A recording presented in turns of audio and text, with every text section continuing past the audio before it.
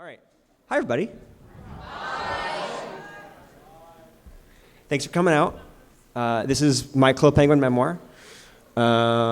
Just a real quick at the top, just a quick show of hands. How many people here are or have played or are familiar with Club Penguin?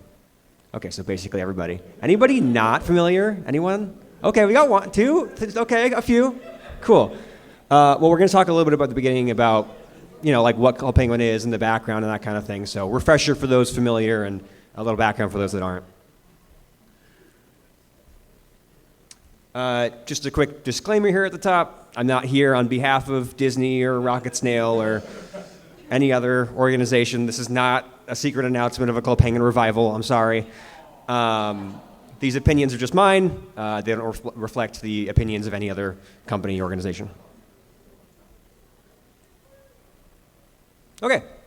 So as mentioned, quick run of show. We're going to start by talking about what Club Penguin is, some background on it. I'll talk a little bit about what my experiences are with Club Penguin. Then the bulk of the presentation is what I'm kind of uncreatively calling life lessons. We'll look at some various things that I've learned from playing Club Penguin and how they apply to life these days. And then at the end, we'll wrap up with what we've learned today. Cool. Introduction. Let's get started.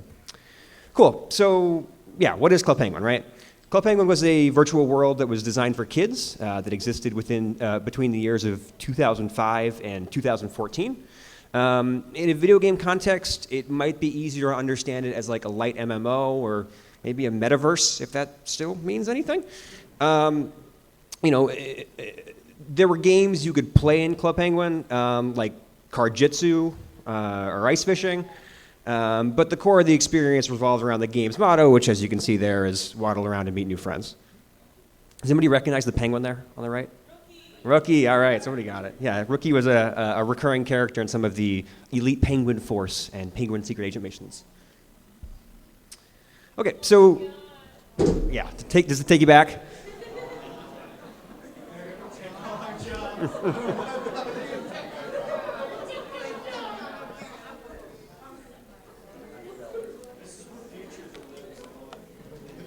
So, many of the fond memories that I have and that many others have from Club Penguin are less so about those games and more about the virtual friends that you made and the conversations that you had.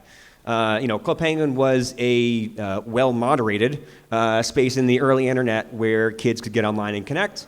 You could go on dates. You could put on a play. You could play hide and seek. And you could do all of that in a way that had never really been done before on the early internet. Self-expression is also crucial to the Club Penguin experience. The core reason to play many of the games was to earn coins that you could use to buy items of clothing or furniture. If you owned certain outfits or igloo types, in some ways that was like a status symbol. You could show off how kind of cool you were. But then also, more simply, is just a way to express your personality. You have new content releasing basically every Friday, and new parties happening pretty regularly. I'm a big fan of the box party myself. There you go. Shout out to the box party. There were countless reasons, to go back every day and see what was new and make some new friends along the way. So I started playing Club Penguin in probably early 2008 or maybe late 2007. I would have been about 10 or 11 years old. I remember this because Club Penguin had birthday parties every year. And I started playing around the third birthday. That's the hat you can see there. The colors of the birthday hat were different every year. So if you had, various different colors, you could kind of show off how long you'd been around. I think for the third birthday party, Club Penguin had actually gotten big enough to the point where they did like a real life birthday party in New York City for this as well, which is kind of cool. And then also what I like about this artwork here is that the artwork on the right there is artwork from, that year, from the third birthday party. And then on the left is art from 5 or 6 years later of a penguin wearing that same hat. So you can kind of see the progression of the art style, some additional shading and whatnot. So good on them for that.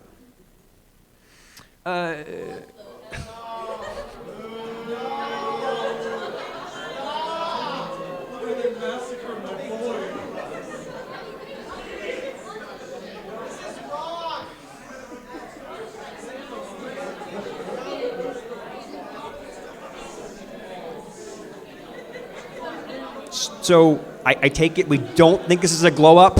No? No, kind of the opposite?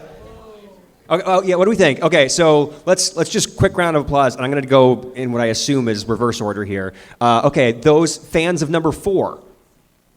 We got one. All right. One Club Penguin Island fan in the house tonight. Number 3? I got a meh or two. All right, I'll take that.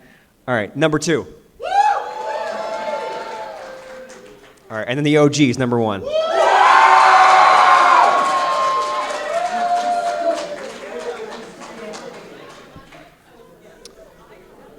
There's a stage 0 to be found there as well, but I wasn't around to be playing, conversational penguins or whatever the prototype was called. So yeah, I wasn't playing Club Penguin from the very beginning, but I was definitely around for most of its prime, most of that sort of 1 and 2 era there, before you get sort of, I think around level 3 is when you start to have some of those Disney crossovers with Avengers and stuff like that. I definitely hit most of the game's prime, though. I was probably playing every day, or at least regularly for 3 to 4 years. And as a pretty obviously nerdy and awkward kid, it was a lot easier to make friends in the virtual penguin world than it was in real life. I won't say that I was like bullied or anything, but if there's like a social pecking order at that age, I was probably on the bottom half. That being said, in Club Penguin, all I had to do was hit the dance button and, the crowd just started to form.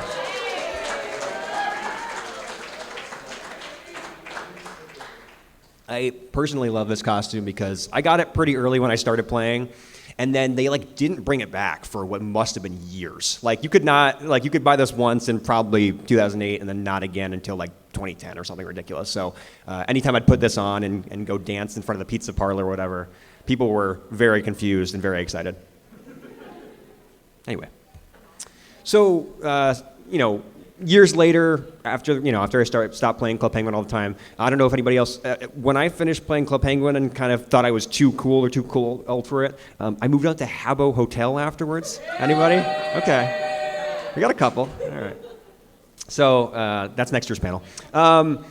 So, that being said, I did want to go back and check in on Club Penguin every once in a while. Keyword being I wanted to. I didn't remember the password for my account, which was a problem. And I didn't want to make a new account because, my old account had the clown costume and all the other cool stuff that I had gotten. So, you may be saying, why don't you just reset your password and go and do that?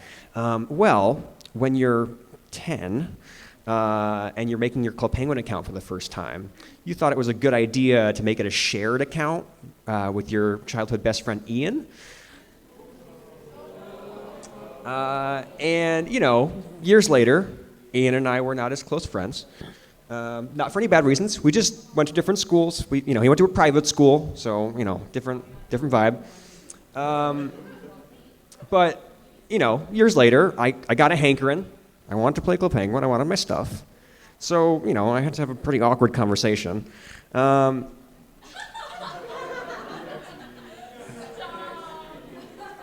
Thank God for data retention on Facebook Messenger. That's all still there. This is the sanitized, it got weird. So, putting this in perspective, obviously, I'm up here, I'm still a huge dork. Ian now and then has moved on to different things. Nowadays, he works for the UFC, if that gives you any indication. He's not a fighter, he just works for the company. That being said, this was definitely worth it because I got the information I needed to get back into my account.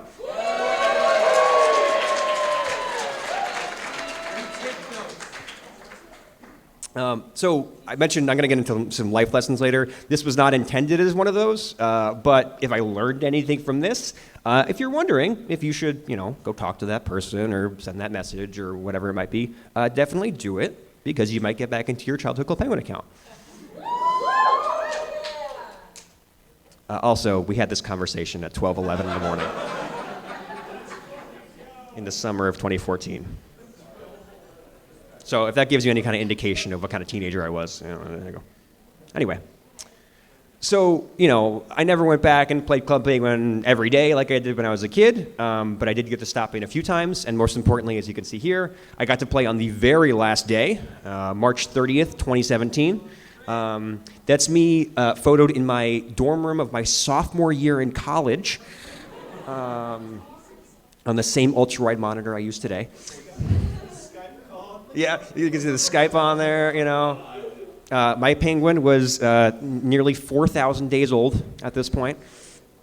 And you might recall, and you can see there in the background, one of the long-held myths in Club Penguin was that you could tip the iceberg.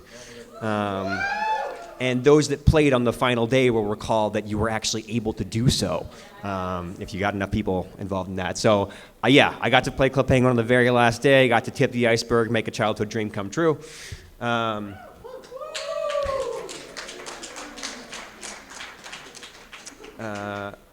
Also, just for fun, this is a picture of my igloo from that day.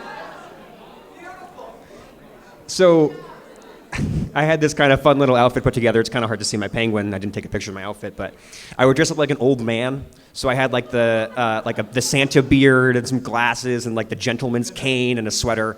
And I'd kind of walk around and like act like I was out of it, like I didn't know where I was going or whatever. And a little Club Penguin role play for you. And if it's any sign of like the positive impact Club Penguin had on humanity, people were very nice and very helpful. Like, oh, you know, how can I help you, sir? Where are you trying to go? Do you need to find your family? Like if you need your faith in humanity restored, or penguin humanity restored, Club Penguin, anyway. And then the igloo I had designed here to look like kind of like a museum is kind of what I was going for. So it's in the dojo. I've got like the art on the walls and, you know, the historical artifacts and the portal to the box dimension because you had to have that. Anyway, so let's talk about those life lessons, shall we?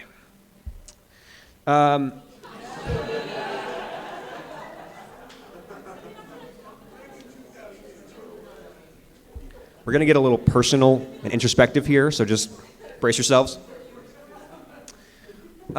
So in the panel description, for those who read it, I talked about a personal inflection point that happened in my life last year. I can't really get into the details in terms of exactly what happened, mostly in the interest of protecting the privacy of other people. But ultimately, what happened caused me to go through one of these, we'll call them quarter-life crises, that is more and more common amongst modern 20-somethings. I'm 27 right now, and I've told a few friends over the course of the last year that I feel like I'm currently shotgunning my early 20s and my soon-to-be 30s at the same time. So, you know, all this to say, about a year ago now, I was at a point in my life where I felt very lost. You know, much of the life I had been living before didn't quite work in the way that it used to prior to that. You know, I was accustomed to a routine that I couldn't really rely on anymore. And given that, I needed to kind of reevaluate what every day looked like. I'd love to imagine that at the time I was able to think critically about this, but I was mostly kind of swinging blindly in the dark. You know, over the course of a number of months, I threw a lot at the wall, a lot of snowballs, I guess, to see what would stick. And after a little while, I found a couple of things that I felt like brought me some sense or level of contentment. And I wanted to get a clear idea of what those things were. And in doing so, I realized that many of these principles that I was trying to define could be more clearly understood through the lens of Club Penguin. You know, many of these life lessons were actually ideas that I learned for the first time when I was 10 or 11 years old, and I was making pizzas or, you know, throwing snowballs. So I'm going to spend the bulk of this talk talking about what those guiding principles are, you know, what I've been learning or I guess relearning. And in doing so, we'll talk about kind of the root of where those came from. You know, that is whether I learned them from Rockhopper or Antarctic or Gary or anybody else with any other wise penguin with something to say. Anybody remember when they did the thing where like the Rockhopper would show up? Like you could go into you could go into a server. So yeah, you can get a background or a pin. So, oh, okay, someone's a legend back there. So I remember doing that, and like you show up and you log into the server called Snowball or whatever, and be like, oh, Rockhopper's at the cove on Igloo, go there right now, and then the server would be full, and you're like, oh. But then I remember eventually I found Rockhopper at one point, and for the special penguins, you couldn't add them as friends. But you could add them to your ignore list if you wanted to. Which, it's funny in hindsight, but it was your ignore list was kept, so you could prove that you had met these penguins, which was cool. So I did get to meet Rockhopper. I don't have a photo of that, but it did happen, I swear. Anyway.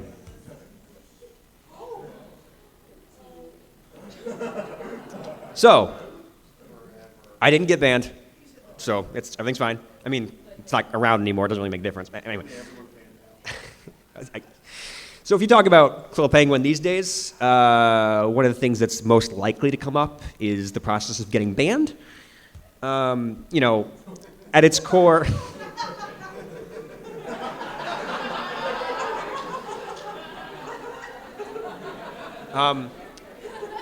That's a flag. That is a product you can buy on Amazon.com right now.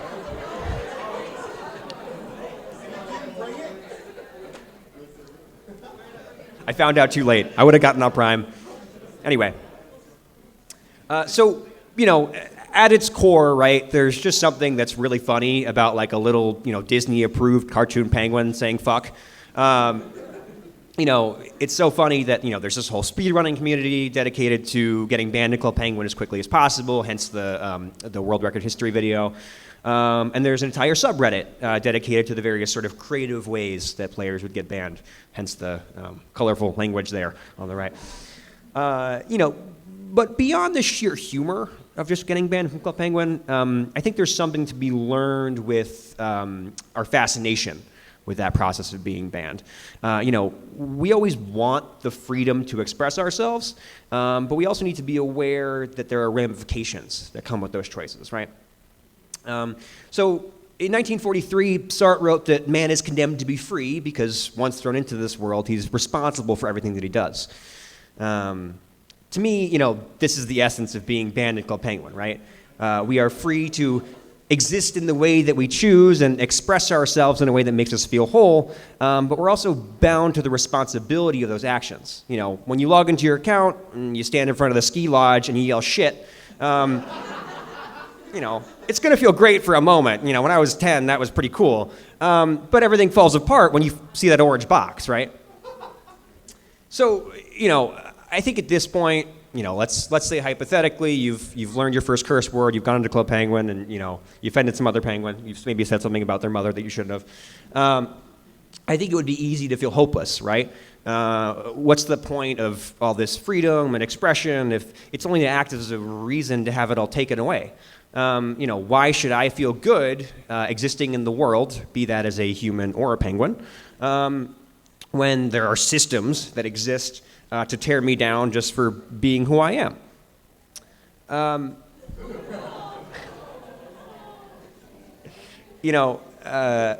mentioned we're going to get a little introspective. This reminds me of some of the darker moments that I found myself in over the course of the last 12 months.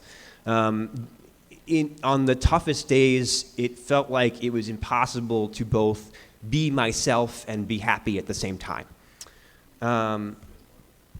That being said, I don't know exactly when it happened, but at some point I realized that a pretty, surefire way to make myself feel good was just simply to be good. This is Batman. This is unofficial Club Penguin artwork. This is not a real thing that happened. So there's like fan servers of Club Penguin that exist nowadays. You can play whatever. I found they all have their own wikis and all this background or whatever. So there was a Batman party. You would save Gary from Mr. Freeze. It's a whole thing. So good on them for that. Yeah, relevant. So a reason Batman's there is that Batman teaches us that, you don't bend with the world when it goes bad, you push back. There are going to be trials and tribulations, but, it's not a reason to give up. It's a reason to do the opposite. It's a reason to encourage us to be better, not just for everyone else or for the sake of altruism, but also because it makes us feel better about ourselves and our place in the world.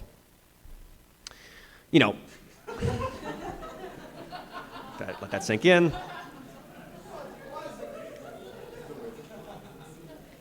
Okay, so you know, none of this is to say.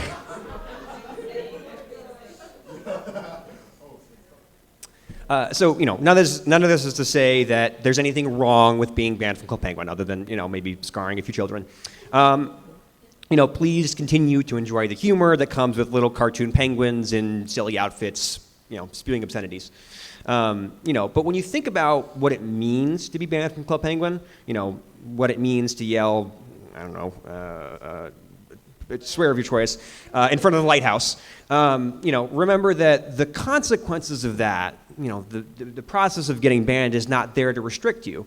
The orange box is not there to slap you on the wrist. It's there to remind you of who you can be. Yes, you're responsible for your actions, but it doesn't always mean you have to be punished. You can do the right thing. You can be a good penguin or a good person, and good things will come to you, I promise. Anyway, speaking of expressing yourself, hopefully in a way that doesn't involve getting banned. One of the things that I loved about Club Penguin was the tons of different ways in which you could express yourself. There were countless articles of clothing and furniture and colors and puffles and pins and backgrounds and, it was enough to make anyone's head spin. Excuse me. Can you find the catalog secrets? Anyone? No? I like Googling Club Penguin cheats on a Friday afternoon to find, one of the secret colors and all that fun stuff. So, let's go. Let's hear it for Card Surfer. Objectively the best minigame. I'm just saying.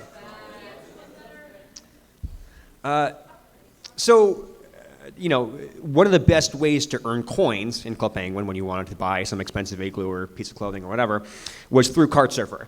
I spent hours and hours and hours and hours playing this game. I have all the inputs still memorized or in the back of my brain. It's down and then space is the backflip, and that's 100 points. It's space and then left or right to do a spin, which is 80 points. And you have to alternate between the two because if you do one multiple times, it cuts the points in half. And then when you go into the turns, instead of just holding left or right to turn, you have to press down and then the direction so you grind to the turn. And that would be worth more points as well. And you're trying to fit in as many as you could before, crashing and all that, whatever. After a while, I tried to leverage, you would get to the end, and if you crashed, it would let you do that turn again. And so I was trying to leverage, dying multiple times. Yeah, someone's got it. Without, dying completely so I'd get enough coins. I think you get a bonus for finishing it. Anyway. We're going to spend a little while on this slide. I probably spent an unhealthy amount of time grinding coins in Club Penguin in the minecart. And I think it would be pretty easy to, try to make some simple message here about the value of hard work. But I want to dig, pun intended, a little deeper than that. When you're in these mines and, you're riding this cart with your black puffle, because they had a plug-in later on where the different mini games worked with different puffles.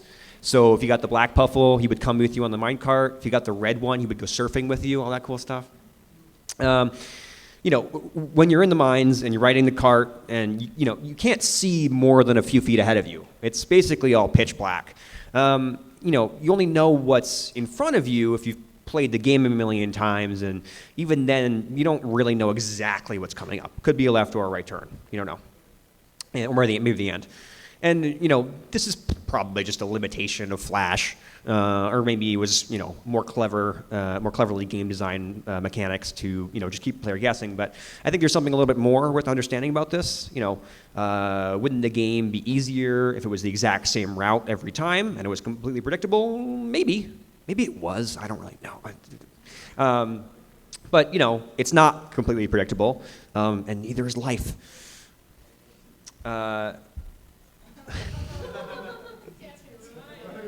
I don't know why the text is not relevant, but the image choice is relevant because there was a film released this past year called Conclave. It's excellent. I recommend it. And in that film, there's a line, with only certainty, there is no mystery, and with no mystery, there is no reason for faith. Would everything be much easier if we knew exactly what was ahead of us? Yes. Personally, would it have been a lot easier for me to plan for this panel if I knew my application was going to be accepted from the get-go? Also, yes. But this little minecart ride of life that we're on, it's not about getting to the mine shack on the other side. It's about the faith that we put in ourselves and our abilities to get there. You can never really know how many backflips and spins you're going to be able to fit in before you have to grind into the turn. That's not a reason to stop the minecart. It's the only thing stopping you from getting the coins you need to buy the dojo igloo is you. So, you can never know exactly what's ahead of you and how you're going to prepare for it. But you can put stock in your ability to get there and give yourself room to fail and grow in hopes of, making that journey a little bit smoother. And, even when things seem like they're at their darkest, you have to have faith that even if you can't see it, the light at the end of the tunnel is still there. Anyway. Snow globe igloo fans, anyone? I don't have the power to click on the shake, but yeah, if you had the snow globe igloo, you could click on it and it would shake and the snow would fall. It was terrific. Early on in Club Penguin, you could only own one igloo at a time, and this is one that came really early. So you had to just sort of commit to the snow globe if you wanted it. Later on, they made it so you could buy and swap between a couple. But anyway, so you're doing all the grinding in the mine carts. You finally have to buy the new igloo you want. I think it's worth understanding, why we did all that grinding in the first place, right? So, a couple great ones here. The gold one's really cool. Years ago, I'd have a college professor tell me that I could never go home again. Obviously, I still had parents to return to and a bed to sleep in, but the house that I grew up in would never be home in the same way that it was before. I lived in the same apartment now for a number of years, but even that doesn't quite feel like home either. One of the appeals of Club Penguin was building out and customizing your igloo. Not only could you buy a litany of furniture, anything from a fireplace to a TV or whatever, but you could also buy whole new separate igloos themselves.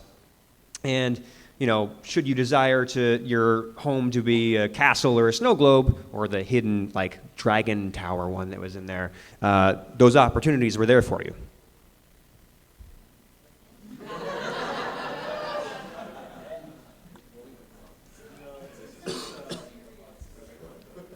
This is archival footage for me playing Club Penguin.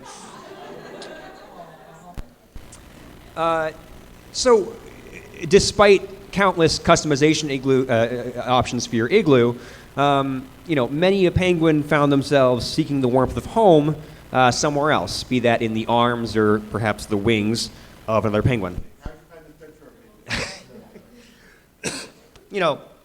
If you give a bunch of hormonal tweens a virtual space to talk to one another on the internet, things are probably going to get lovey-dovey, right? You combine that with the reduced social pressure that comes with the virtual nature of the situation, romance is going to happen. Why do you think every table in the pizza parlor had the two chairs facing directly at each other with the soft piano music playing in the background? I don't know. It sounds a lot like a lot of my first dates. I'm just saying.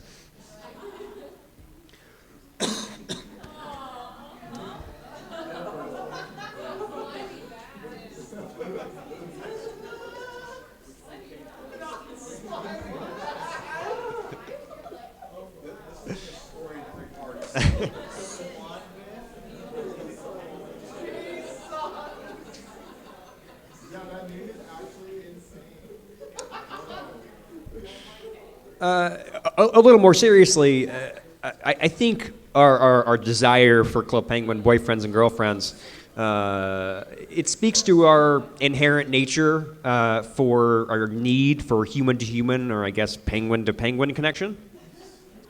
My favorite game of all time is Paper Mario: The Thousand-Year Door.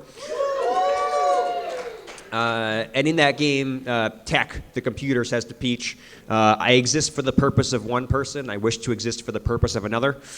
I think if there's any meaning to any of this, Club Penguin, life, whatever, if there's any reason why we're all here right now, it's for each other.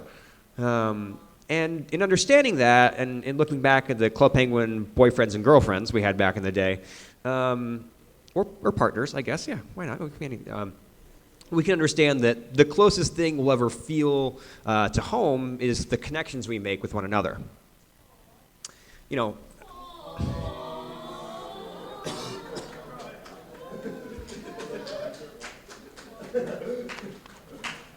You know, I think that's part of the reason we're all here, right? What else is MAGFest but a giant real-life Club Penguin?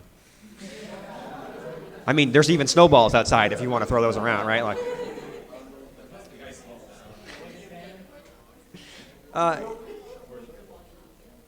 so, you know, while we're here and we're enjoying the festivities and maybe grinding out for new pieces of furniture we can buy in the marketplace, you know, I think it's worth taking a moment to remember that we're here for each other.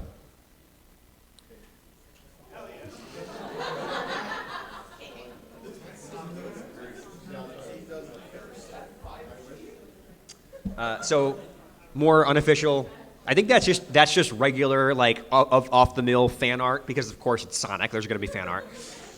And then that on the right is Shadow Guy, who is one of the characters from one of the plays you could do at the Playhouse.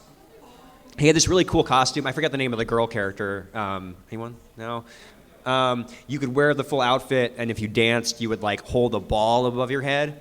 And then if you went and did the play, there were special effects where like a laser would come out of the ball, and you could fight a dragon. It was so cool. It was so cool. But I went with Shadow Guy and Sonic there because a few years ago, somebody asked Shadow the Hedgehog what happens after we die.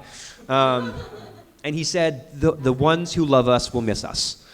And, you know, I couldn't find Club Penguin Shadow art. I'm sorry.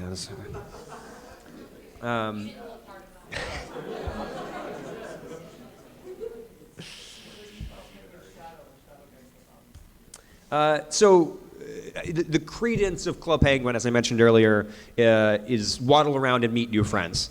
And, you know, if we're to extend on that, we may be able to find home again in the friends and the families and the virtual boyfriends and girlfriends and loved ones we made along the way, because as I understand it, the words love and home are synonyms. Okay.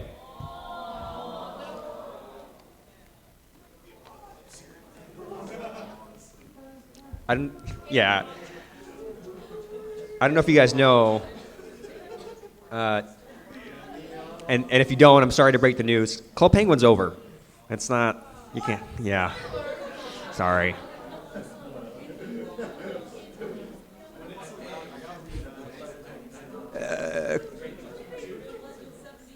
Club Penguin's over. It's gone. There's nothing we can do about it. Sorry, you know. We can go and, you know, we can enjoy the modern fan versions of the game, the fan servers and whatnot. Be careful of your internet security doing that. But, you know, we will never be able to go back to this. We will never be able to go back to the game as it was. Even with time machines, which was part of Club Penguin as well. And, you know, I think it's easy to feel sad about this, right? Like, I think it's perfectly understandable to want to go back to this place, right? To want to go back to the way you felt back then. The, like, childhood wonder of, like, I didn't have my own computer when I was a kid. It'd be like a family PC, so I'd run home after school and run up to the computer and push my sister off it. And, like, you know, going in and figure, okay, like, oh, is it new clothes this week, or is it a new igloo, or is it a rare update to the sports catalog? Remember the sports catalog? Anyone? No. Maybe a new play or a party, an adventure party, whatever, all this stuff. And, you know, I think in a way that's part of the reason that time travel is really popular in, like, movies and TV shows and stuff nowadays. You know, I'd love to go back to the days when the only thing I had to worry about was grinding enough coins to, like, buy a new igloo before it left the catalog in clearance. But you know, dealing with this longing, this pain, this missing of what was before, it's hard. Right, like there were moments working on this when I remembered Club Penguin, and, like, you know, I yearned for that simpler time, right? And it was, especially as things get more complicated, and the world gets scarier, and the world gets darker, and things get harder to deal with.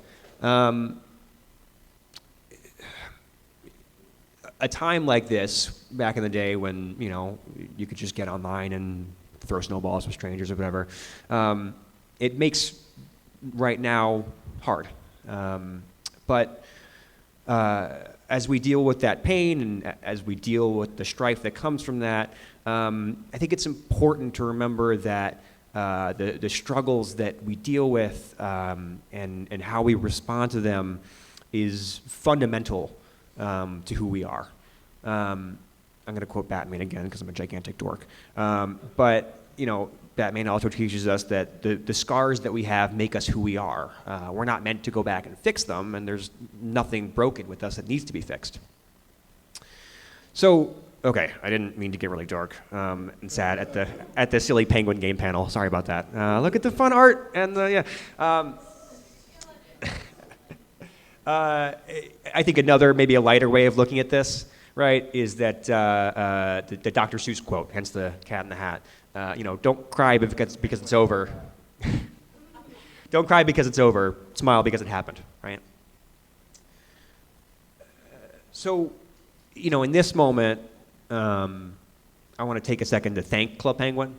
In one of what was one of the worst years of my life, in some of my darkest moments, it was the lessons from the silly little virtual penguin world that kept me going.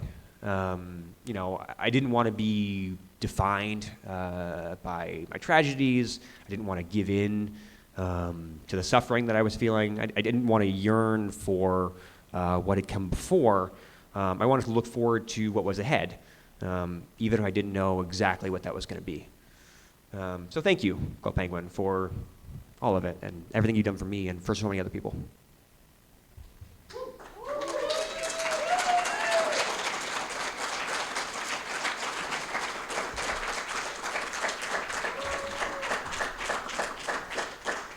Not done yet. Okay. All right, so what have we learned today? If you were hoping we'd talk a little bit more about the Club Penguin lore, I'm sorry to have disappointed you. There are plenty of YouTube channels and great Twitter accounts and websites. I encourage you to lose way too many hours of your life to the Club Penguin lore. It's fascinating. That being said, I do hope we all learned something here today.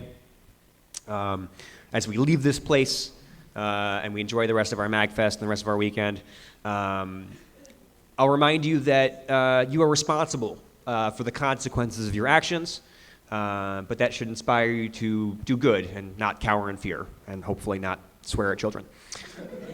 I'll remind you that you can't know which time putting in the effort is going to work, so you have to put in the effort every time and have faith that the result that you're hoping for will eventually come. I'll remind you that love and home mean the same thing, and that you should cherish the connections around you, be they real life or Club Penguin relationships. And I'll remind you that to always give thanks for what you have, even if that means being grateful for the pain that you've endured. We're all at different points in this wild, waddling journey of life. And I can only hope that my Club Penguin memoir was helpful or interesting or at the very least maybe entertaining. Thank you.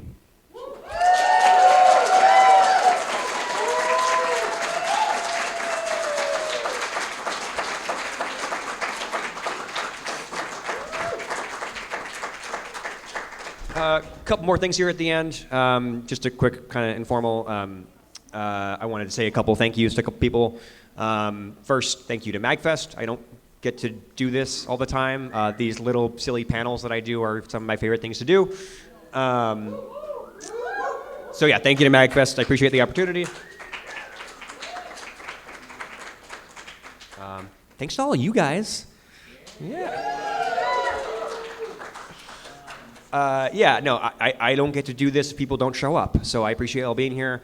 And I'm going to sort of just very selfishly plug, there's, if you go into the guidebook app, you can rate the panels. I appreciate if you can, give me 5 stars because we're on YouTube.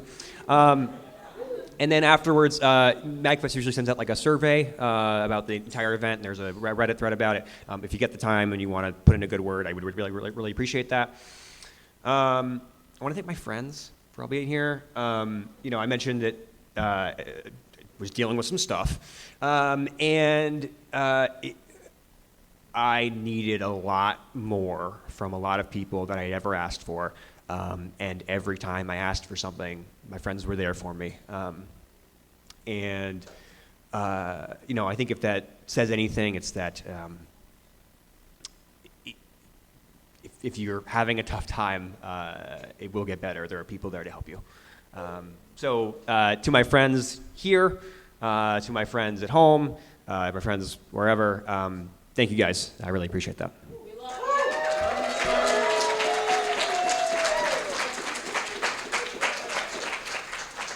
Very last, just a couple things that I looked at when I was working on this panel. For those unfamiliar, 5 years ago now, which is crazy, I ran a panel called Zoe 101, Nickelodeon's live action masterpiece. I'm a little conflicted about that nowadays, given some things that have come out since then. But I still hold by that I love the show and the piece of artwork that itself, regardless of its creators.